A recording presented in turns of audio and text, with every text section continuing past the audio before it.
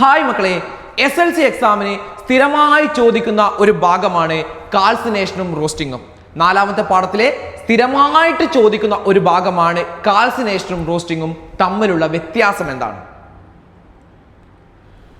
Calcination എന്ന് പറയുമ്പോൾ അയിരിനെ ചൂടാക്കുന്നു.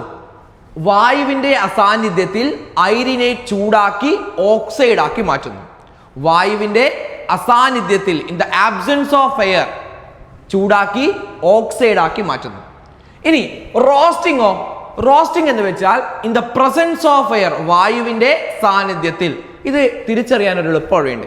നമ്മുടെ മുട്ട റോസ്റ്റൊക്കെ ആക്കുന്നു. അവിടെ മുട്ട റോസ്റ്റൊക്കെ ആക്കുമ്പോൾ എന്തായാലും അയിലൂട്ടിയിലൂട്ടിയെല്ലാം വായു പോകുന്നില്ലേ? അപ്പൊ റോസ്റ്റ് ചെയ്യുന്ന സമയത്ത് അവിടെ എയർ ഉണ്ടാവും.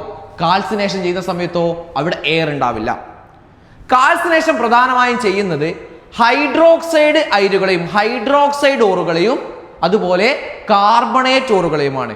Hydroxide ore and carbonate. എന്നാൽ നമ്മുടെ റോസ്റ്റിംഗ് ചെയ്യുന്നത് സൾഫൈഡ് അയിരുകളെയാണ്, സൾഫൈഡ് ഓറുകളെയാണ്. പ്രധാനമായും ഉദാഹരണം സിങ്ക് ബ്ലഡ്, CuS മുതലായവയെ നമ്മൾ ചെയ്യുന്നത് ഏത് വെച്ചിട്ടാണ്?